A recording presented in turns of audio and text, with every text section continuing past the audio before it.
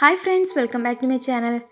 ഇതിനും പാർട്ടികളിലും തിളങ്ങാൻ വേണ്ടിയിട്ടും പുഡിങ്ങിൻ്റെ ABCD പോലും അറിയാത്തവർക്ക് 10 മിനിറ്റ് കൊണ്ട് എളുപ്പത്തിൽ കുറച്ച് സാധനങ്ങൾ വെച്ചിട്ട് ചെയ്തെടുക്കാൻ പറ്റിയിട്ടുള്ള വയലിട്ടാൽ അലിഞ്ഞു പോകുന്ന ഒരട്ടിപ്പൊളി പുഡിംഗ് റെസിപ്പി ആയിട്ടാണ് ഞാൻ വന്നിട്ടുള്ളത്.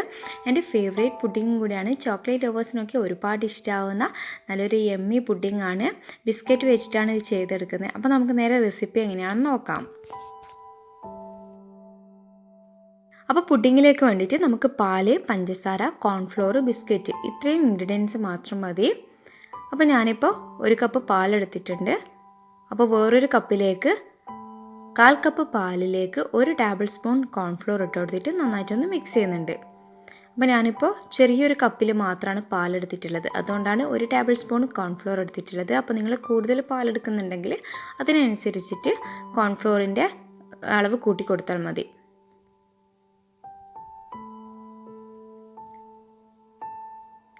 അപ്പോൾ പാല് അടുപ്പത്ത് വെച്ച് കൊടുത്തിട്ടുണ്ട്. ഇനി അതിലേക്ക് മധുരത്തിന് ആവശ്യമായിട്ടുള്ള പഞ്ചസാര ഇട്ട് കൊടുക്കുക. ഞാനിപ്പോൾ ഇവിടെ 2 ടേബിൾ സ്പൂൺ പഞ്ചസാര ഇട്ട് കൊടുത്തിട്ടുണ്ട്. നന്നായിട്ട് മിക്സ് ചെയ്ത് കൊടുക്കുക.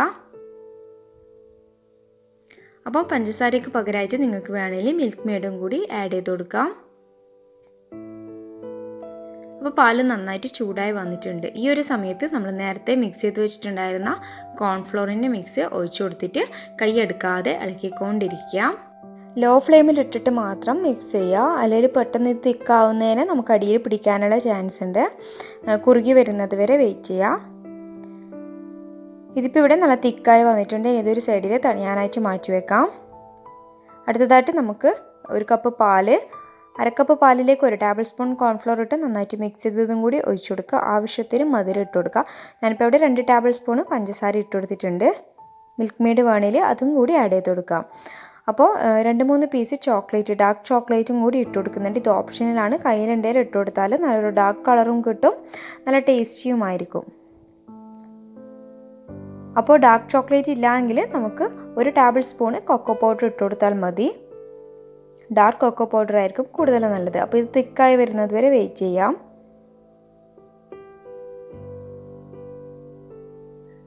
അപ്പോൾ തിക്കായി വന്നിട്ട് ഇത് നന്നായിട്ട് തണിഞ്ഞൊക്കെ വന്നിട്ടുണ്ട്.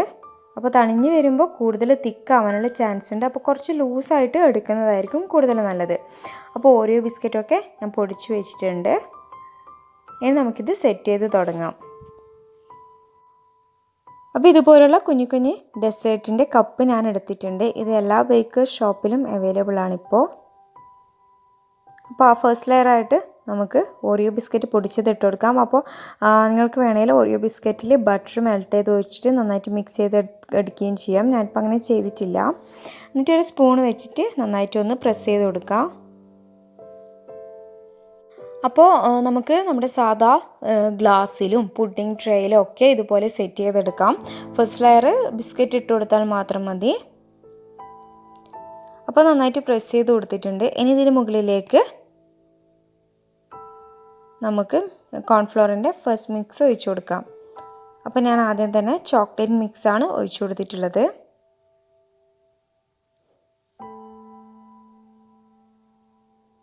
ഇത് സെറ്റായി വരുമ്പോൾ നല്ല സോഫ്റ്റായിട്ട് വാലിട്ടാൽ അലിഞ്ഞു പോകുന്ന രീതിയിൽ നമുക്ക് കിട്ടും. അപ്പോൾ ഓരോ ബിസ്ക്കറ്റ് ഇഷ്ടമില്ലാത്തവരാണെങ്കിൽ ഇഷ്ടമുള്ള ബിസ്ക്കറ്റ് വെച്ചിട്ട് നമുക്ക് ഈ ഒരു ഡെസേർട്ട് തയ്യാറാക്കി വെക്കാം. ഞാൻ 50-50 ബിസ്ക്കറ്റൊക്കെ വെച്ചിട്ട് ചെയ്തിട്ടുണ്ട്. നല്ല ടേസ്റ്റി ആയിട്ട് തന്നെ കിട്ടിയിട്ടുണ്ടായിരുന്നു. അപ്പോൾ സെക്കൻഡ് ലെയർ ഒഴിച്ചു കഴിഞ്ഞിട്ടു. ഇനി നമുക്ക് തേർഡ് ലെയറിലേക്ക് നമ്മുടെ കോൺഫ്ലോറിൻ്റെ വൈറ്റ് കളറിലുള്ള മിക്സ് ഒഴിച്ചു കൊടുക്കാം. അപ്പോൾ പുഡിംഗ് ട്രേയിലൊക്കെ വെച്ച് സെറ്റാക്കുകയാണെങ്കിൽ കുറച്ച് കൂടുതൽ ക്വാണ്ടിറ്റിയിൽ ഉണ്ടാക്കിയിട്ട് നമുക്ക് സെറ്റ് ചെയ്യാം.